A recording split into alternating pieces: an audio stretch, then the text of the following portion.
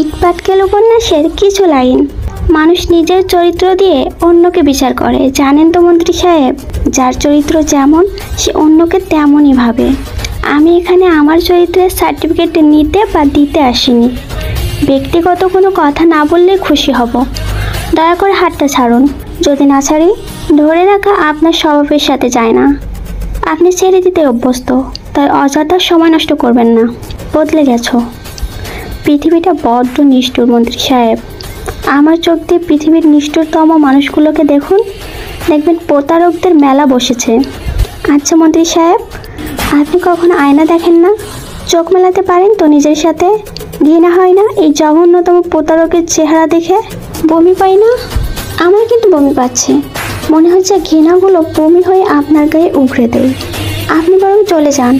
অযথা সময় নষ্ট করার মানে হয় না। জীবনটা অনেক লম্বা, জানেন তো। সেখানে আপনার মতো প্রতারকদের পাত্তা দিতে নেই।